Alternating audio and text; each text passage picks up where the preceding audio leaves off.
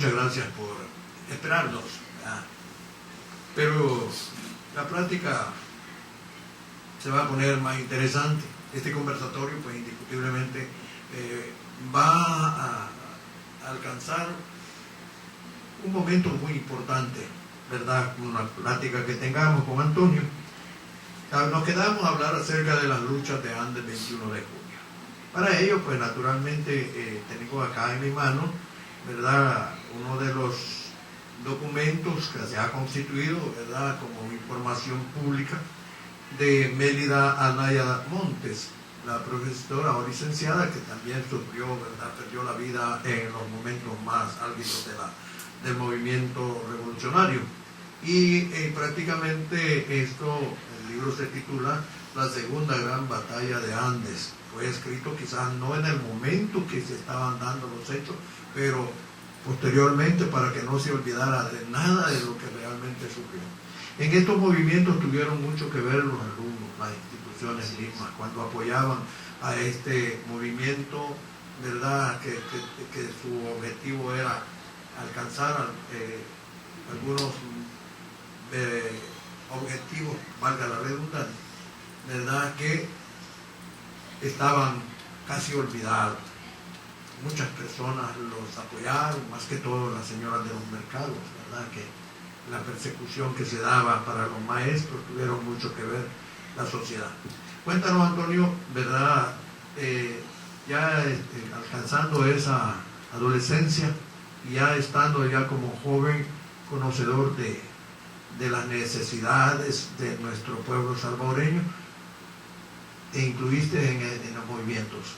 Sí, bueno, yo recuerdo que desde que estaba ya en plan básico, una vez celebrando el Día de la Independencia, en uno de los actos de la Independencia, uno de mis profesores se enojó, que era el profesor de estudios sociales, precisamente porque yo decía, en ese momento del acto cívico decía que realmente El Salvador no era independiente, porque eso tiene una explicación, ¿verdad? Nosotros realmente vivimos dependiendo de potencias económicas, por lo tanto yo ya medio entendía eso, pero de ahí en adelante yo siempre tuve una inquietud de servirle a mi patria, de ver de sensibilidad social para ayudar a los demás, los más necesitados, porque siento que en El Salvador ha habido una concentración de poder con algunas poquitas familias, y creo que hasta el momento todavía se da, y hay una inmensa mayoría de personas que viven en condiciones de pobreza, y incluso hoy no hay empleo, no hay alternativas para el joven. Por eso yo en aquel momento anduve en algunas organizaciones que servían precisamente para mejorar las condiciones de vida de mi país. Cuando estuve en Ciudad Normal estuvimos trabajando con el MERS, ¿te acuerdas de ese movimiento estudiantil, ¿verdad? Entonces ahí estuvimos colaborando, era parte del Consejo Estudiantil de Ciudad Normal, Alberto Maferrer, éramos como 5 compañeros de la directiva. Lo más curioso es que a la par teníamos el ejército de caballería, no sé cómo le llaman, pero ahí estaba a la par. Entonces ellos nos amenazaban en aquel entonces cuando nosotros hacíamos unos pronunciamientos a favor de la justicia social, ¿verdad? Entonces nos veían distintos, como tú decías al principio, como enemigos, pero la verdad es que nosotros intentábamos siempre colaborar con el movimiento. Y dicho sea de paso, la promoción de nosotros realmente fue importante porque influyó para que los estudiantes de pedagogía empezaran a entender que muchas de la pobreza y las condiciones de vida que nosotros teníamos se obedecía a la forma como se estaba mal distribuyendo los ingresos nacionales de nuestro país, y por eso la pobreza y la inmensa riqueza para unos cuantos, pero no para la mayoría. Lo que pasa es que prácticamente como que se ha olvidado que la verdadera filosofía del docente o del estudiante de pedagogía es agente de cambio, es hacer agente de cambio. No continuar con lo que ya está, sino que tratar de cambiar, ¿verdad? Comenzando pues por las tradiciones que se han venido, que se está estudiando exclusivamente solo para desempeñar un cargo, cuando de verdad hay tantas cosas que se pueden enseñar y que se pueden aprender. Así es. Estando en ese movimiento, pues, ¿no sufriste algunos daños físicos? Bueno, realmente yo tengo que darle gracias a Dios porque Dios me cuidó, pero que estuve a punto de que me quitaran la vida, sí, ¿verdad? Y no porque anduviera muy metido, sino porque colaboraba, hacía cosas importantes en la directiva y el Consejo Estudiantil de Ciudad Normal. Y porque además era joven. Incluso yo no trabajé como docente aquí porque creo que me iban a, según había hecho la solicitud, me iban a dar en Soyapango, y en Soyapango había una situación terrible contra los maestros. Incluso habían matado a muchos maestros, hay muchos compañeros que los habían ametrallado. El mismo el organismo que se llamaba seguridad, que era la Guardia Nacional en aquel entonces, había hecho asesinatos.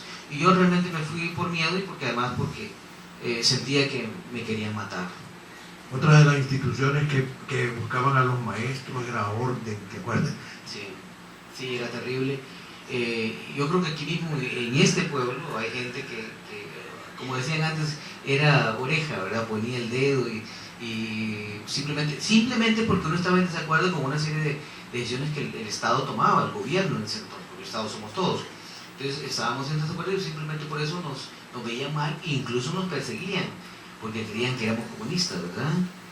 Porque a la gente de mi pueblo, esto es para que todos ustedes me están escuchando, a nosotros nos han metido la idea de que todo el que piense diferente es comunista, y no es cierto, eso es mentira, es falacia. Nosotros podemos estar en desacuerdo, eso es parte de la tolerancia.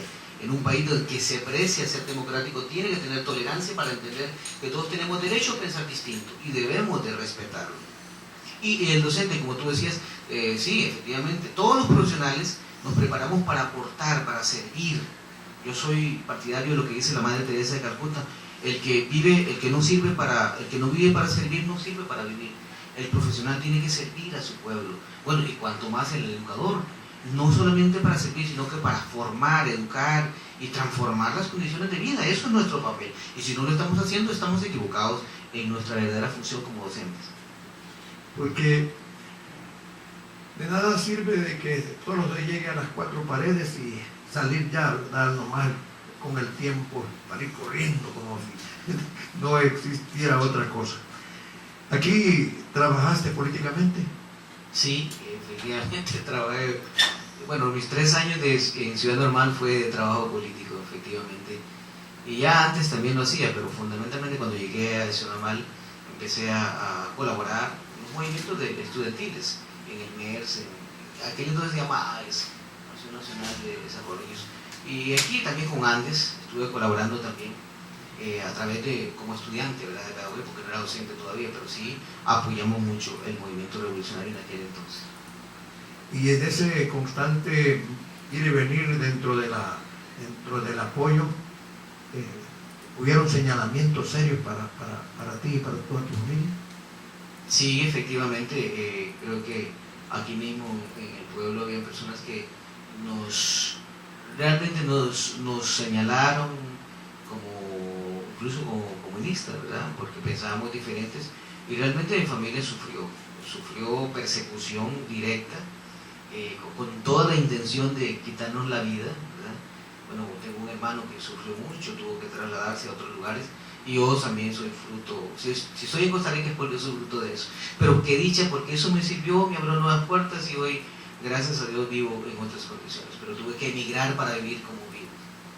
Por eso hacía alusión a ese dicho del pueblo, que Dios hace rayas poco torcidas con intenciones bien derechas, porque estuviste aquí con ese constante sufrimiento, porque también, a pesar de que sostener con franqueza y con verdadera hombría tu pensamiento, pero estar con ese constante temor a que van a llegar a tocar o a botar la puerta es complicado. Saliste para Costa Rica, pues naturalmente ya te hiciste licenciado. Sí, ¿Allá está bien trabajar? Yo tengo un trabajo, tengo propiedad de San José, una escuela que se llama Carolina Dicta, como a 5 minutos de San José. Vivo allá en Guadalupe, un pueblo a 10 minutos de San José. Y ya tengo 15 años de laborar para el Ministerio de Educación Pública allá. Trabajo como tutor de matemática y bueno, me he capacitado para eso. Saqué una licenciatura también, como te decía, de administración educativa. Yo podía, con la intención de trabajar como director, porque tengo ya mis atestados académicos para trabajar como director, pero realmente no me dedico a eso porque no me gusta mucho. Yo creo que mi orientación es más ayudar como docente. Por supuesto, eso me ha abierto el camino para entender muchas cosas que tienen que ver con la parte administrativa en educación, ¿verdad? Tu pensamiento revolucionario ya lo cortaste o continúas con esa idea de que la sociedad tiene que cambiar? Por supuesto, creo que los principios no cambian, desde mi punto de vista, desde mi percepción, los principios no cambian, lo que cambia son las condiciones. Yo sigo siendo igual, o sea, yo sigo pensando que hay que mejorar la sociedad para mejorar las condiciones de vida, de justicia. Cuando vengo a El Salvador me doy cuenta que hay tanta pobreza y tanto desempleo. Efectivamente, con las personas que tengo la oportunidad de conversar he visto que, haciendo un recuento de lo que es la información, el análisis de informe económico que brindan los pueblos, cuando lo brinda, yo estoy siempre pendiente de El Salvador, cuando el Ministerio de Economía brinda ese informe, yo veo que son informes que son muy maquillados, que no tienen realmente sustento en la vida práctica. Si en El Salvador se vive tanta economía informal, precisamente es porque hay pobreza. Bueno, yo no he cambiado, mis principios son iguales, y en Costa Rica yo sigo colaborando también allá porque ya es mi segunda patria, y lo hago con mucho gusto, y gracias al pueblo costarricense que me ha atendido, yo vivo agradecido y sigo colaborando también con ellos. Me contabas que habías estado también en Nicaragua. Sí, estuve en Nicaragua, estuve 2 años trabajando para el movimiento revolucionario en la época del Frente Sandinista de Liberación Nacional. Estuve como docente en grandes proyectos de alfabetización con maestras cubanas colaborando, y las compañeras no son come niños, son maestras de Cuba, pero son excelentes personas. Tuve la oportunidad de tener amistad con ellos, tengo amistad con ellos, y realmente he aprendido mucho del maestro cubano, porque es un hombre entregado realmente a las necesidades del pueblo. Yo he aprendido mucho de ellos, y ahí estuve colaborando en la alfabetización. Sí. Vamos a retroceder un momentito, porque se nos quedaba en el tintero de tu adolescencia como deportista. Ahí conocí yo a Antonio, que lo bautizaron con Tosco.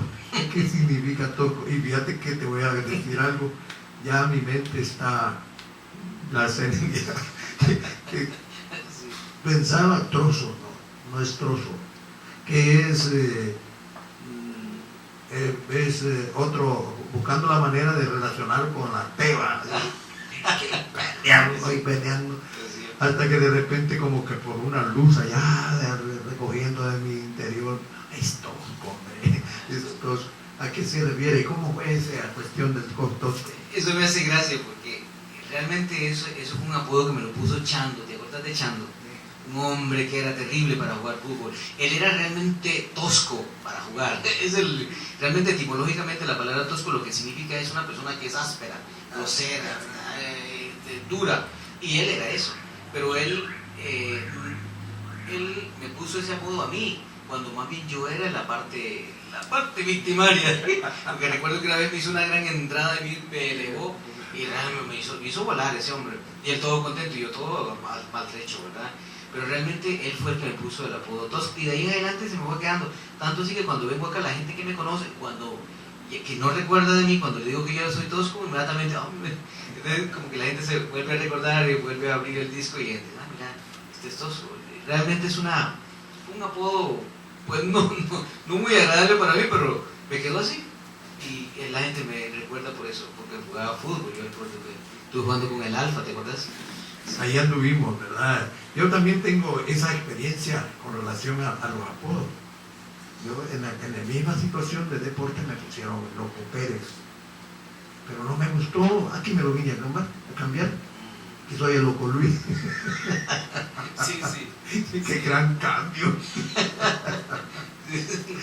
Realmente no hay cambios sustanciales, ¿no? Es la misma cosa. Sí. Interesante. Vamos a ir a una pausa, estimados amigos, para que también participen nuestros verdaderos auxilios acá.